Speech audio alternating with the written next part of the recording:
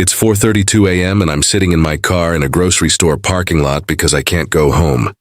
I can't face that house, that bed, that life that I now know was built on the biggest lie anyone has ever told me. My name is Ryan, I'm 32 years old, and until 4 days ago I was a husband and father. Now I don't know what I am. The man who raised a child that isn't his? The fool who never suspected? The guy whose entire life was a carefully constructed deception? 4 days ago I had a daughter named Emma. She's 5 years old, or she was my daughter. I don't even know how to think about it anymore. She has my last name. She calls me Daddy. She looks at me with complete trust and love. And I just found out that biologically, genetically, she's not mine. She never was. I need to start from the beginning because I'm still trying to piece together how I got here, how I missed it, how my wife looked me in the eye every single day for 5 years and lied. My wife's name is Jessica. We met 7 years ago at a mutual friend's wedding. I was 25, she was 24. She was beautiful, outgoing, made friends easily. I was quieter, more reserved, but she seemed to like that about me. We dated for about 1.5 years before I proposed. Got married in a small ceremony. Nothing fancy, just family and close friends. About 6 months after the wedding, Jessica told me she was pregnant. I was terrified and excited in equal measure. We hadn't been trying, but we weren't preventing either. I remember the moment she showed me the positive test. We were in our bathroom. She was crying happy tears, and I picked her up and spun her around. I was going to be a dad. We were going to be a family. The pregnancy was relatively smooth. Jessica had some morning sickness in the first trimester, but nothing terrible. We did all the typical stuff. Painted the nursery, bought baby furniture, went to prenatal appointments together. I was at every ultrasound, holding her hand, watching our baby grow on that grainy black and white screen. Emma was born on a Tuesday in May. Labor was long, almost 20 hours. I was there the whole time, coaching Jessica through contractions, letting her squeeze my hand until I lost feeling in my fingers. When Emma finally came out screaming and red-faced, the doctor placed her on Jessica's chest and I cried. Actually cried. This tiny human that we'd made together was finally here. I cut the umbilical cord. I was the first one to hold her after Jessica. The nurse took photos of the three of us. New family, exhausted and happy. Those photos are still on our walls. I look at them differently now. Emma was a colicky baby. The first 3 months were brutal. Endless crying, barely any sleep, both of us running on fumes and coffee. But we got through it together. Or at least I thought we did. Now I wonder if Jessica was dealing with secret guilt on top of the exhaustion. If she looked at Emma and saw someone else. If every time I cooed over our daughter, she felt the weight of her lie. Emma grew into a sweet, energetic toddler. She was walking by 10 months, talking in full sentences by 2. She loved Daniel Tiger and dinosaurs and insisted on wearing her pink tutu over everything, even pajamas. She is the light of my life. Every day with her is a gift. Watching her discover the world, hearing her laugh, feeling her little hand slip into mine when we cross the street. Being her dad is the best thing I've ever done, or it was. Before I knew the truth, I need to tell you how I found out because it's so mundane, so routine, that it makes the devastation even worse. 4 days ago, Emma had a regular checkup with her pediatrician. Nothing special, just a 5-year well visit. Jessica was supposed to take her, but she had a work meeting she couldn't reschedule. So I said I'd do it. No big deal. I'd taken Emma to appointments before. The appointment was fine. Emma was brave getting her shots. The doctor said she was healthy and developing normally. Then Dr. Morrison asked if we'd ever done any genetic testing or screening. I said no, not beyond the standard stuff during pregnancy. He mentioned that they were now recommending expanded carrier screening for various genetic conditions. And since Emma was due for blood work anyway for the routine checkup, we could add it on if we wanted. I figured why not. More information is better, right? If Emma was a carrier for something, it would be good to know for her future. So I consented to the additional screening. Dr. Morrison said the results would take about a week. They'd call us either way. Emma got her blood drawn. She was so brave, barely even cried, and we left. Stopped for ice cream on the way home as a reward for being good at the doctor. She got chocolate chip mint and told me about her day at kindergarten. Normal day. Regular father-daughter time, except that blood draw was about to blow up my entire life. 3 days later, I was at work when my phone rang. Unknown number, but local area code. I answered. Is this Ryan Peterson? A woman's voice, professional. Yes, speaking. This is Dr. Morrison's office calling about Emma's recent lab work. Is now a good time to talk? My stomach dropped immediately. They said they'd call either way, but I'd assumed if everything was normal, they'd just leave a message. An actual call meant something was wrong. Is Emma okay? I asked, my heart racing. Emma's fine, the woman said. Her health markers all look good. But there's something we need to discuss with you. Is your wife available? We'd prefer to speak with both parents. She's at work. Can you just tell me what this is about? There was a pause. Mr. Peterson, I think it would be better if you and your wife came in to discuss this in person. Are you available this afternoon? I don't remember what I said. Something about being able to leave work, about meeting there. I hung up and immediately called Jessica. Hey babe, what's up? She sounded cheerful, normal. Dr. Morrison's office called about Emma's blood work. They want us to come in this afternoon to discuss something. Both of us, silence. Then, what did they say? Just that they want to talk to us in person. Jessica, what could this be? Is Emma sick? Could it be serious? I'm sure it's fine, Jessica said, but her voice had changed. Gotten tighter. These things are usually nothing. What time? We arranged to meet at the doctor's office at 3 p.m. I spent the intervening hours trying not to panic, Googling various genetic conditions, convincing myself that whatever this was, we'd handle it together. Emma was healthy. The doctor said she was healthy. This was probably just a precaution, extra information, something minor. I met Jessica in the parking lot. She looked pale, stressed. I reached for her hand and she let me take it. But her palm was sweaty. We sat in Dr. Morrison's office. His actual office, not an exam room. Which should have been my first clue. This wasn't a typical medical conversation. He was behind his desk, looking uncomfortable. There was another woman there, introduced as a genetic counselor. Thank you both for coming in, Dr. Morrison started. I want to assure you first that Emma is completely healthy. This isn't about any medical condition she has. Relief flooded through me. Oh, thank God. Then what? The genetic screening we ran includes blood type confirmation and some basic genetic markers, he continued. And we found something unexpected. I waited. Jessica's hand was gripping mine so hard it hurt. Mr. Peterson, what's your blood type? Dr. Morrison asked. Oh, positive, I said. Why? And Mrs. Peterson, yours? Positive, Jessica whispered. Dr. Morrison nodded slowly. Emma's blood type came back as AB positive. I blinked. Okay, and that's bad? The genetic counselor spoke up. Mr. Peterson, it's genetically impossible for two parents with O and A blood types to have a child with AB blood. AB requires one parent to be type B or AB. The room spun. I heard the words, but they didn't make sense. What are you saying? I'm saying that based on blood type alone, you cannot be Emma's biological father. The words hung in the air like smoke. I looked at Jessica. Her face had gone completely white. She was staring at the desk, not meeting anyone's eyes. That's impossible, I said. There must be a mistake. The lab mixed up samples, or we ran the test twice, Dr. Morrison said gently. I'm so sorry, but there's no error. The blood type is definitive. I turned to Jessica. Jess, tell them. Tell them there's been a mistake. She didn't say anything.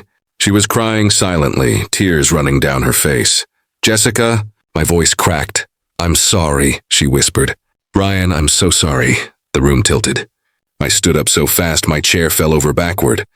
You're sorry? You're sorry? What the hell does that mean? Dr. Morrison and the counselor were talking. Something about privacy. About taking time to process. About resources for families dealing with paternity issues. I barely heard them. I was staring at my wife of 6 years, the mother of my child, the person I trusted more than anyone in the world, and watching her crumble. Is Emma mine? I asked. My voice sounded strange, distant. Jessica shook her head. Still not looking at me. Say it, I demanded. Say it out loud. You're not her biological father, Jessica sobbed. I walked out. Just walked out of that office, out of the building to my car. I sat in the driver's seat and I couldn't breathe. Couldn't think. Couldn't process what I'd just heard. Jessica came out a few minutes later. Got in the passenger seat. We sat in silence. "Ryan, please," she started. "Don't," I said. "Don't talk to me right now. We need to talk about this, not here." "Not now." I drove home on autopilot. Emma was at Jessica's mom's house for the afternoon. The house was empty. As soon as we got inside, I turned to Jessica. "Tell me everything. Right now." She was crying again, mascara running down her face. "It was before we were married. Right before you and I had that fight, remember? About moving in together? You wanted to wait until after the wedding, and I thought it was old-fashioned, and we fought about it. I remembered. We'd had a bad fight, didn't talk for a few days. Our only real rough patch before getting married. I went out with some friends from work," Jessica continued. "We went to a bar. I was upset I was drinking too much, and there was this guy. We talked, we drank more, and I went home with him. My legs felt weak. I sat down on the couch. It was one night," Jessica said. "One stupid drunk night. I felt terrible immediately. When you and I made up the next day, I decided to never tell you. It was a mistake, it meant nothing, and I didn't want to ruin what we had over one night. And then you got pregnant," I said flatly. She nodded. 2 months later, and I knew there was a chance it wasn't yours, but I told myself it had to be. We were sleeping together regularly, and it was just one night with him, and the timing. I convinced myself it was yours. You convinced yourself, I repeated, or you lied to yourself because it was convenient. I didn't know for sure, but you suspected, I shouted. You knew there was a possibility and you said nothing. For 5 years, Jessica. 5 years. You let me raise a child, love a child, believe she was mine, and you knew she might not be. I didn't know for certain. That doesn't matter. The second you knew there was a possibility, you should have told me. Before we named her, before I cut the cord, before I spent 5 years being her father, I deserve to know. I couldn't, Jessica sobbed. I couldn't risk losing you. I loved you. I love you. And I love Emma, and I couldn't tear our family apart. So you lied instead. You let me live a lie for 5 years. You're still her father, Jessica said desperately. Biology doesn't matter. You raised her. You're her dad in every way that counts. Don't, I said coldly. Don't you dare tell me biology doesn't matter. You robbed me of the choice. You robbed me of informed consent. Every single day for 5 years you looked at me and let me believe a lie. What do you want me to say? Jessica cried. That I'm sorry? I'm sorry. I'm so sorry. I was scared and selfish, and I made a terrible decision, and I've had to live with the guilt every single day. Good, I said. You should feel guilty, because what you did is unforgivable. Please don't say that. We can work through this. We can go to counseling. Emma needs both her parents. Who is he? I interrupted. Jessica froze. What? The biological father. Who is he? It doesn't matter. Who is he? I don't know, she whispered. It was a one-night stand. I never got his last name. I don't even remember what he looked like, really.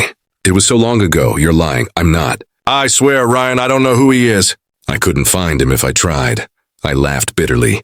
So my daughter, sorry, your daughter, has a biological father out there somewhere who has no idea she exists. That's great. That's just great. Don't call her that, Jessica said sharply. She's our daughter. You've been her father since day one. That doesn't change. Everything changes. I shouted. Everything. Every memory, every moment, every time I looked at her and thought, she has my nose or she's stubborn like me, all of it was a lie. I was seeing what I wanted to see because you made me believe it. You're still her father. Stop saying that. I was on my feet now, pacing. I don't know what I am anymore. I don't know if I have any rights to her legally. I don't know if every time I look at her from now on, I'll see your betrayal instead of my daughter. I don't know anything except that my wife has been lying to me for 5 goddamn years. Jessica stood up too. So what are you saying? Are you leaving? Are you going to abandon Emma because she's not biologically yours?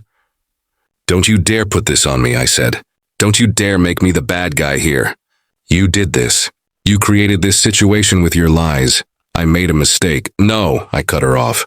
A mistake is something you do once.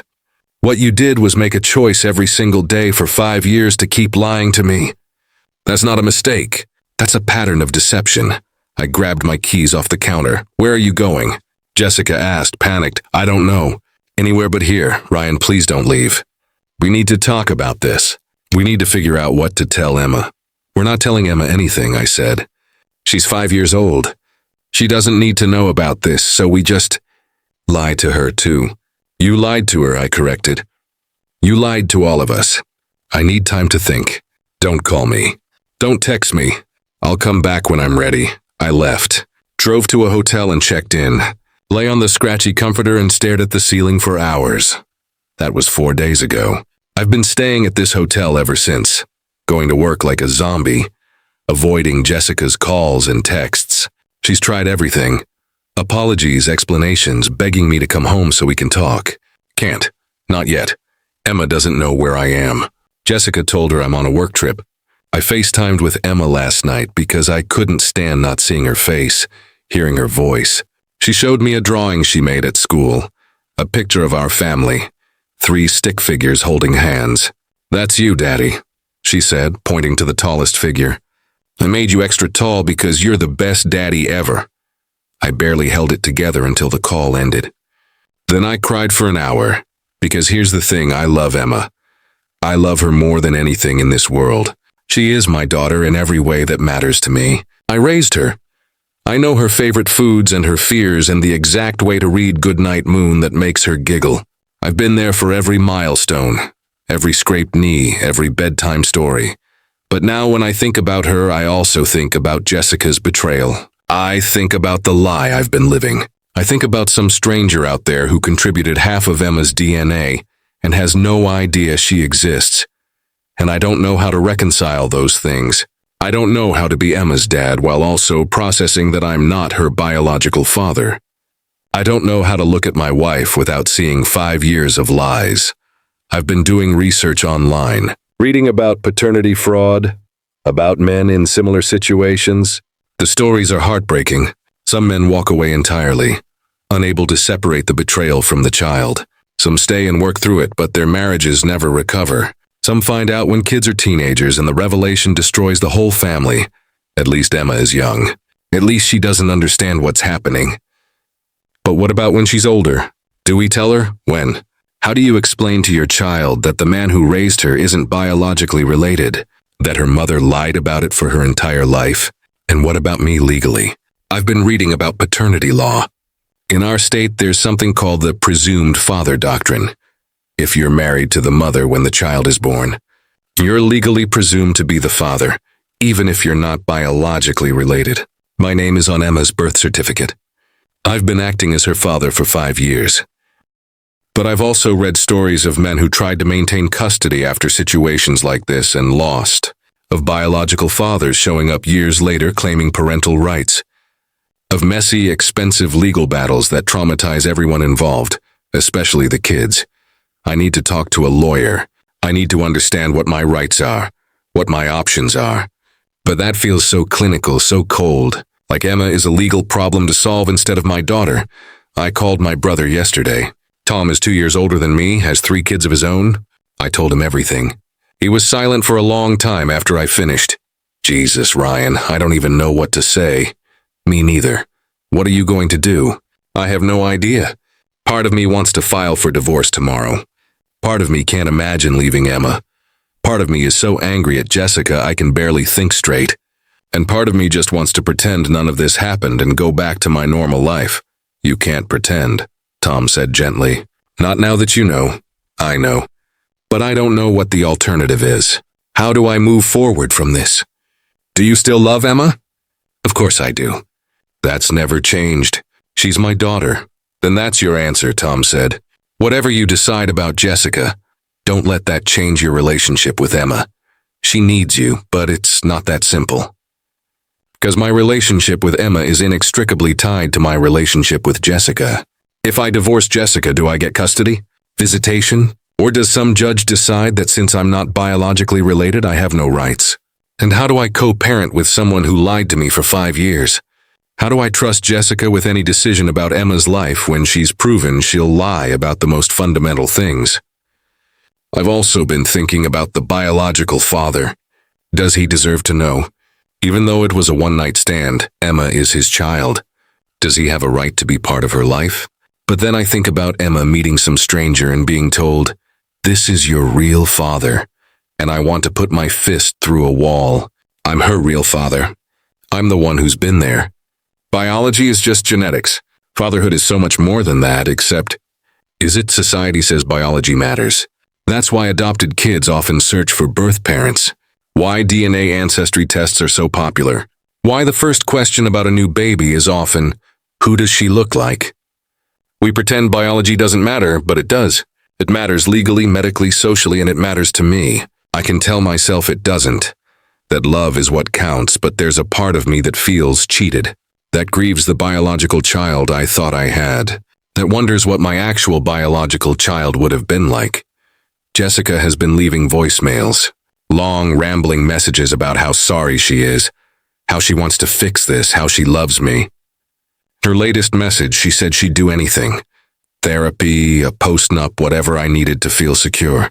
She said she understood if I needed time, but begged me not to give up on our family. Our family. The family built on her lies. I don't know if I can forgive this. I don't know if forgiveness is even the right goal. Some betrayals are too big, too fundamental. How do you forgive someone for stealing 5 years of your life? For making you love a child under false pretenses? For lying every single day? And even if I could forgive, could I forget? Could I ever look at Jessica the same way? Could I ever trust her again?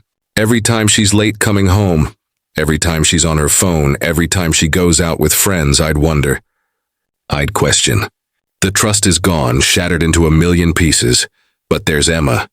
Sweet, innocent Emma who did nothing wrong. Who loves her daddy and doesn't understand why he's been gone for 4 days, who drew a picture of our family and called me the best daddy ever. Tom said, "Don't let this change my relationship with her." But how can it not? How can I look at her and not think about the lie? Not wonder about her biological father? Not see Jessica's betrayal reflected in her face?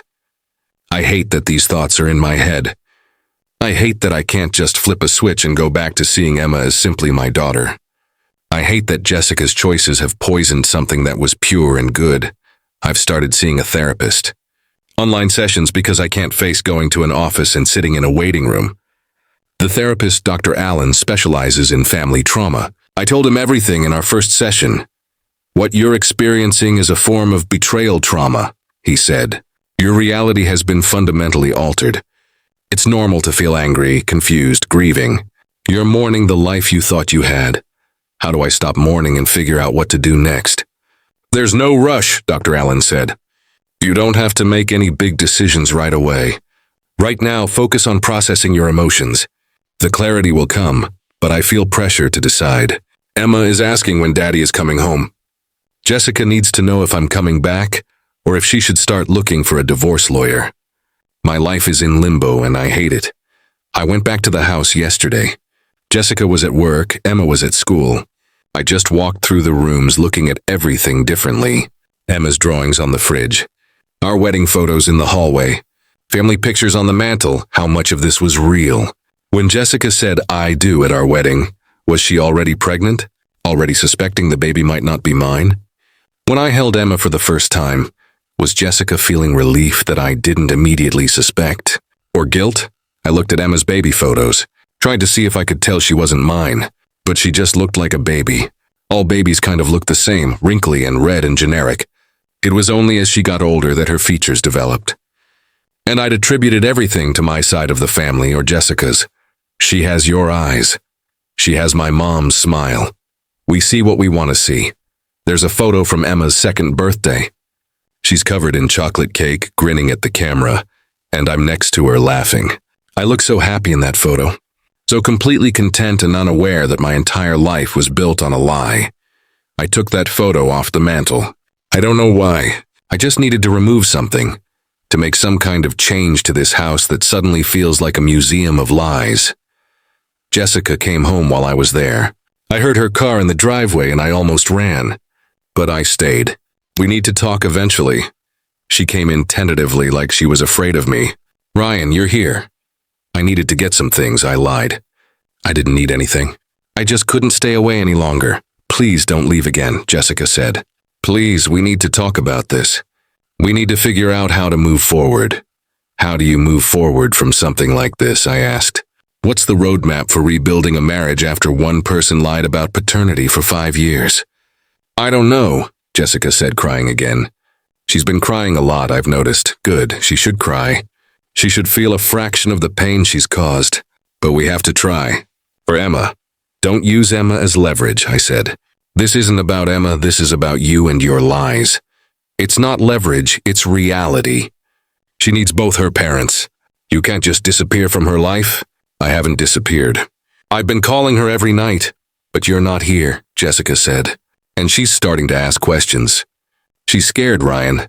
She's 5 years old and her daddy is gone and she doesn't understand why. The guilt hit me like a punch. I'd been so focused on my own pain that I hadn't fully considered what this was doing to Emma. What did you tell her? That you're working a lot. That you'll be home soon. But she's not stupid. She knows something's wrong. This is your fault, I said. All of this is your fault. I know, Jessica said.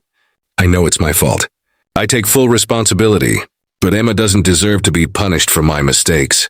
So what do you want me to do? Come home and pretend everything is fine? Sleep in the same bed as you? Sit at the dinner table and play happy family? I want you to come home and figure it out with me, Jessica said. I want us to go to counseling. I want to give you whatever space you need while still being here for Emma. I want to earn back your trust, even though I know it'll take time. You can't earn back my trust, I said flatly. It's gone. You killed it. So that's it? Jessica's voice rose. One mistake and you're done? 6 years of marriage, 5 years of raising Emma together, and you're just throwing it all away? One mistake? I repeated incredulously. You call this one mistake? You made a choice to lie every single day. You looked me in the eyes thousands of times and lied. You let me fall in love with a child while hiding the truth. That's not one mistake. That's a pattern of deception that shows me exactly who you are. I'm someone who made a terrible decision because I was scared. Jessica shouted, I'm someone who loved you so much that I couldn't bear to lose you. I'm someone who has had to live with the guilt of this for 5 years. I'm not some monster, Ryan. I'm a person who made a mistake, and I'm begging you to give me a chance to make it right. How? I demanded. How do you make this right? You can't unlie to me. You can't give me back 5 years of truth. You can't make Emma biologically mine. So tell me, Jessica, how exactly do you make this right? She didn't have an answer. She just stood there crying, and I felt nothing but anger. I need more time, I said. I need to think. How much time? I don't know. As much as I need. And what about Emma? When are you going to come home and see her in person? That question broke something in me. I don't know if I can. Jessica's face went white. What does that mean? It means I don't know if I can look at her right now without seeing your betrayal. And she doesn't deserve that. She deserves a father who sees her, not my pain. So you're just abandoning her? Jessica's voice was shrill now. Because of something I did? I'm not abandoning her. I'm protecting her from me being a mess around her. She needs you, Jessica screamed. She's asking for you every day.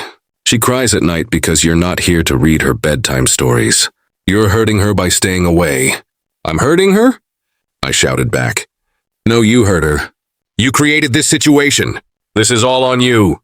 We stood there yelling at each other in the living room where we'd played with Emma hundreds of times, where we'd had family movie nights, where we'd built pillow forts and laughed together. That life felt like it belonged to someone else now. I can't do this, I said, suddenly exhausted. I can't be here. I left again. Drove around aimlessly for hours. Eventually ended up at a park where I used to take Emma on weekends. Sat on a bench and watched other families. Dads pushing kids on swings. Parents catching their toddlers at the bottom of slides. Normal families doing normal things. That used to be me. Now I don't know what I am. My phone buzzed. A text from Tom. How are you holding up? I typed back. I don't know how to be Emma's dad anymore. Tom called immediately. What do you mean? Every time I think about her, I think about the lie. I can't separate them. You love her though, right? That hasn't changed? Of course I love her. But is love enough? Is it enough to overcome knowing that she's not really mine? She is really yours, Tom said firmly. You changed her diapers. You walked her to her first day of school. You taught her to ride a bike. You're her father in every way that actually matters. But what about biology? What about her medical history? What about when she needs a kidney or bone marrow or something? And I'm not a match because I'm not actually related to her. Then you deal with it if it happens, Tom said. But you can't let hypotheticals destroy your relationship with her now. It's not hypothetical. It's real. She's not my biological daughter. That's a fact I have to live with forever. Okay, Tom said. So she's not biologically yours. Does that change how you feel about her? I thought about that. Emma's laugh. Her obsession with dinosaurs. The way she holds my hand when we cross streets. The way she runs to me when I come home from work. Did any of that change because of biology? No, I admitted. But it changes everything else. It changes my marriage. It changes how I see the past 5 years. It changes my trust in her mother. And I don't know how to compartmentalize that. I don't know how to be her dad while also being this angry and hurt. Then you need to talk to someone, Tom said. A therapist who specializes in this stuff. Because Emma needs you, Ryan. And you need her too, even if you can't see it right now. I'm seeing Dr. Allen again tomorrow. I have a list of questions. How do I separate my anger at Jessica from my relationship with Emma? How do I trust anything again? How do I know if I'm staying for the right reasons? How do I co-parent with someone who lied to me for 5 years? How do I explain this to Emma when she's old enough to understand? The questions feel overwhelming, like too much to untangle. Like my entire life is a knot that can't be undone. It's almost 5 a.m. now. The grocery store is starting to get deliveries. I should probably find somewhere else to sit. Maybe go back to the hotel. Maybe go to the office early and bury myself in work. Or maybe I should go home. Not to reconcile with Jessica. I'm nowhere near ready for that, but to see Emma. To read her a bedtime story tonight. To remind myself why I'm going through all this pain and confusion. Because at the end of the day, Emma didn't choose any of this. She's an innocent kid who loves her daddy and doesn't understand why her world is falling apart. And I am her daddy, biology be damned. I've earned that title through 5 years of showing up, of loving her, of being there. Jessica's betrayal doesn't change that. Or at least I don't want it to change that. I don't have answers yet. I don't know if I'll stay married or get divorced. I don't know if I'll ever forgive Jessica. I don't know how to rebuild trust that's been shattered so completely. I don't know how to look at my life going forward, but I know I love Emma, and I know she needs me. And maybe that's enough to start with. Maybe that's all I need to know right now. I'm going to drive home, not to Jessica, but to Emma. I'm going to walk in that door, scoop my daughter up in my arms, and remember what matters. The biological father, whoever he is, missed everything. He missed the 3 a.m. feedings and the first smile and the first steps. He missed the terrible twos and the first day of preschool. He missed scraped knees and bad dreams and tea parties with stuffed animals. He missed all of it. I was there. I am there. That has to count for something. I start the car. The sun is starting to come up, painting the sky in shades of pink and orange. A new day. Maybe not a fresh start. The past doesn't disappear, but a continuation. A chance to figure out what comes next. My phone buzzes again. Another text from Jessica. Please come home. Emma misses you.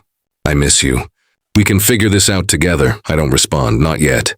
I'm not ready to talk to her about us or figuring it out. But I am ready to go home to Emma.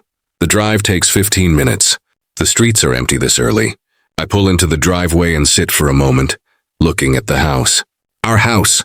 The house where we brought Emma home from the hospital. Where we celebrated her first birthday. Where we've lived as a family. That family is broken now. Maybe irreparably. But Emma is still inside. Probably still asleep in her purple bedroom with the glow-in-the-dark stars on the ceiling that I stuck up there last year. I use my key to open the door quietly. The house is silent. I walk up the stairs, careful to avoid the creaky third step. Emma's door is slightly ajar, her nightlight casting a soft glow.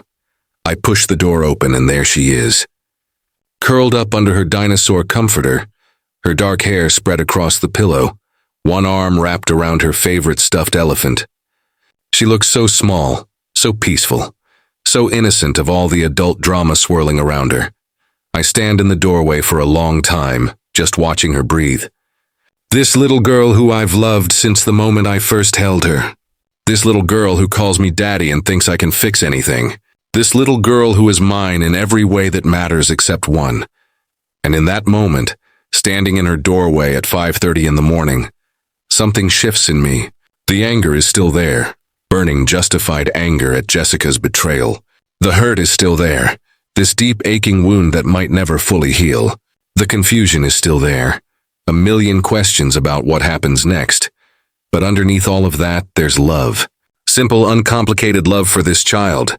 My child biology gave her life, but I gave her everything else. And no DNA test, no blood type results, no revelation of past betrayals can take that away. I hear a sound behind me. Jessica, standing in the hallway in her bathrobe, her eyes red and swollen from crying. She sees me looking at Emma and more tears spill down her cheeks. "Ryan," she starts. I hold up a hand. "Not now." "Not here," she nods, understanding. We stand there together, both looking at our sleeping daughter. This child who connected us, who we both love, who deserves better than what we've given her this past week. "I'm staying," I whisper. "For now. For Emma. We sleep in separate rooms. We don't talk about anything serious in front of her. We pretend everything is normal for her sake. And we start counseling, both of us together, and me individually." "Okay," Jessica whispers back. "Whatever you need. Thank you for coming home." "I'm not home," I correct her. "I'm here for Emma. Don't confuse the two." She flinches but nods. "Okay." Emma stirs in her bed, making a small sound. We both freeze, but she doesn't wake up. Just shifts position and settles back into sleep. "I'm going to get some of my things from the master bedroom," I say. "I'll take the guest room." Jessica nods again. She looks like she wants to say more, to reach for me, to apologize again, but she stays where she is, arms wrapped around herself, looking smaller and more fragile than I've ever seen her. I walk past her to what was our bedroom. It still smells like her perfume. The bed is unmade. She probably hasn't been sleeping well either. I grab clothes, toiletries, my laptop, pack them in a bag, take my pillow. When I come back out, Jessica is still in the hallway. "Ryan, I know you don't want to talk right now, but I need you to know I never meant to hurt you. I know that sounds hollow, but it's true. I was scared and selfish and I made terrible choices. But I do love you. I've always loved you. Love isn't supposed to look like this," I say quietly. "Love is supposed to be honest, safe, built on truth. What you did, that's not love, Jessica. That's selfishness disguised as love." "I know," she whispers. "And I'll spend the rest of my life trying to make it up to you if you let me." "I don't know if I can let you," I say honestly. "I don't know if I have it in me to forgive this. But I'm here for Emma. That's all I can promise right now." I walk past her to the guest room, close the door, sit on the bed and put my head in my hands. I'm home, but nothing feels like home anymore. Everything is different, shifted, broken. And I don't know if it can be fixed. But I'm here. For Emma, for my daughter. That's the only thing I'm certain of right now. It's been 2 weeks since I came home. 2 weeks of living in the same house as Jessica, but barely speaking to her. 2 weeks of pretending everything is fine for Emma's sake. 2 weeks of individual therapy and the beginning of couples counseling. Emma is happy I'm home. She doesn't understand why Daddy is sleeping in the guest room. We told her I snore too loudly and Mommy needs better sleep for work. She doesn't understand why there's tension between her parents. She just knows Daddy's home and that's all that matters to her 5-year-old brain. Watching her with Jessica is complicated. Jessica is a good mother, I can't deny that. She's patient with Emma, creative, attentive. She reads to her every night, helps with homework, packs healthy lunches. If you watch them together, you'd never guess the secret she's been keeping. But I see it differently now. Every time Jessica laughs at something Emma says, I wonder if she's seeing the biological father's humor. Every time she brushes Emma's hair, I wonder if she's remembering that other man. Every innocent moment between them is tainted for me by the knowledge of the lie. Couples counseling is brutal. Our therapist, Dr. Martinez, doesn't pull punches. In our second session, she asked Jessica directly, "Why didn't you tell Ryan from the beginning that there was a possibility he wasn't the biological father?" Jessica broke down. "Because I wanted him to be the father. I wanted it so badly that I convinced myself he was." And by the time I couldn't deny the possibility anymore, I was in too deep. Telling him would have meant losing everything. So you chose to protect yourself, rather than be honest with your partner, Dr. Martinez said. Yes, Jessica admitted. And I know how selfish that was. Dr. Martinez turned to me. Ryan, where are you in processing this? I don't know, I said. Some days I think I can work through this for Emma's sake. Other days I want to pack a bag and never look back. I'm angry all the time. At Jessica, at the situation. At myself for not seeing it sooner. What would have changed if you'd seen it sooner? Dr. Martinez asked. Everything, I said immediately. Then I paused. Or maybe nothing. If I'd known Emma might not be mine when she was born, would I have walked away? Or would I have taken a paternity test and stayed anyway? Would you have stayed if you'd known for certain she wasn't yours? Dr. Martinez pressed. I sat with that question for a long moment. I don't know. Part of me wants to say yes, that I would have loved her anyway. But I don't know if that's true or if I'm rewriting history to make myself feel better. You can't rewrite history, Dr. Martinez said. You can only deal with the present. And the present is that Emma exists. You've been her father for 5 years. And you have to decide what role you want in her life moving forward. I want to be her father, I said.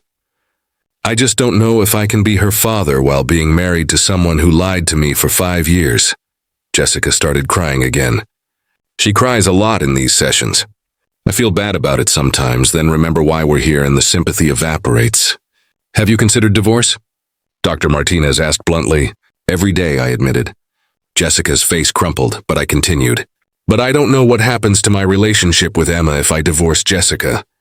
Do I have legal rights? Can I get custody or visitation? Or does the fact that I'm not biologically related mean I lose everything? You should consult with a family lawyer about that, Dr. Martinez said. But Ryan, I want you to separate those two issues. Your relationship with Jessica is one thing. Your relationship with Emma is another. Don't let your anger at Jessica dictate how you show up for Emma. That's easier said than done, I said. Every time I look at Emma, I'm reminded of Jessica's lie. Then we need to work on that, Dr. Martinez said. Because Emma is innocent in all of this, and she deserves a father who can see her clearly, not through the lens of her mother's mistakes. I've also been seeing Dr. Allen individually. He's been helping me work through the trauma of the revelation, the betrayal, the grief for the life I thought I had. You're experiencing something called ambiguous loss, Dr. Allen explained. Emma is still here, still your daughter in practical terms, but you've lost the biological connection you thought you had. You're grieving that loss while the person is still present in your life. How do I stop grieving? I asked. You don't, Dr. Allen said gently. You learn to carry it. You acknowledge the loss while also acknowledging what remains. You're not Emma's biological father, but you are her dad. Those are two different things. Are they? I asked. To me, they feel like the same thing. Because society tells us they're the same, Dr. Allen said. But step-parents, adoptive parents, foster parents, they're all proof that biology and parenthood aren't synonymous. The question is, can you separate them in your own mind? I'm working on it. Some days are better than others. I consulted with a family lawyer like Dr. Martinez suggested. The news was complicated. In our state, you're the legal father, the lawyer explained. You're on the birth certificate. You've been acting as her father for 5 years and you're married to the mother. Even if the biological father came forward tomorrow, you'd have stronger legal standing because you've established paternity through action and relationship. So if I divorce Jessica, I can get custody? You can fight for custody, the lawyer said. But family courts prioritize the mother in most cases, especially with young children. You'd likely get visitation, maybe shared custody depending on the circumstances. But you need to understand, Jessica could challenge your parental rights if she wanted to. She could argue that since you're not biologically related, you don't have standing. Would she win? Probably not, given the established relationship.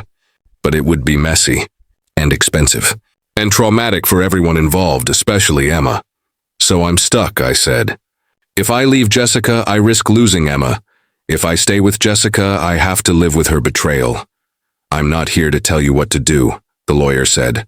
But I will say this. If you want to maintain your relationship with Emma, don't file for divorce while you're angry. Get your emotions sorted first, then make decisions from a place of clarity. Good advice. But clarity feels impossible right now. Emma had a play date last weekend with her friend from school. The friend's dad was there and we made small talk while the girls played. He asked how long I'd been married. 6 years, I said automatically. Best years of your life, right? He said with a laugh. My wife and I just celebrated 10 years. Wouldn't trade it for anything. I smiled and nodded, but inside I was screaming. Because no, they weren't the best years of my life. They were years built on a lie. Every anniversary, every birthday, every holiday, all of it tainted by Jessica's deception. Watching Emma play with her friend, I wondered if the friend's dad ever worried that his kids weren't his. Or if he had the luxury of trust, of taking paternity for granted because his wife hadn't betrayed him. I used to have that luxury. Now I'll never have it again, with anyone. Because even if I leave Jessica and eventually meet someone new, how will I ever fully trust them? How will I not demand paternity tests? How will I not see every pregnancy as a potential deception? Jessica ruined more than our marriage.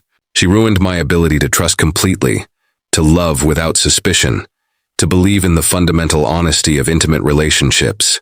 That might be the thing I can't forgive.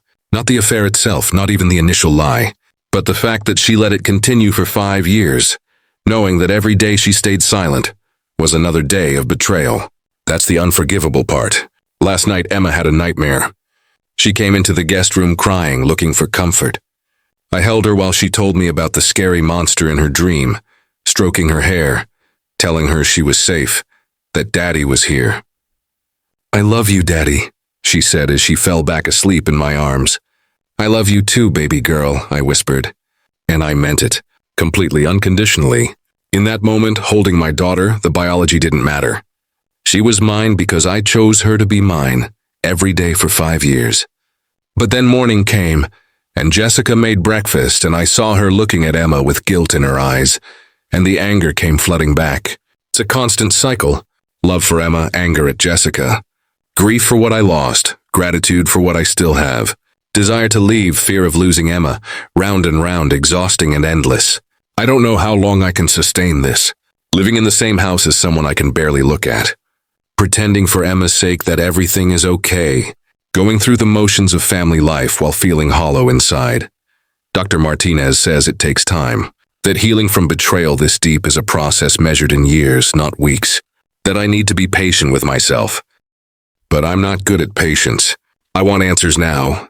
I want to know if I should stay or go. If I should fight for my marriage or end it. If I should forgive or walk away. I want certainty in a situation that offers none. The only thing I'm certain of is Emma. My love for her hasn't wavered, hasn't diminished, hasn't been compromised by the revelation of her paternity. She's still my daughter. She always will be. Everything else is question marks. Will I stay married to Jessica?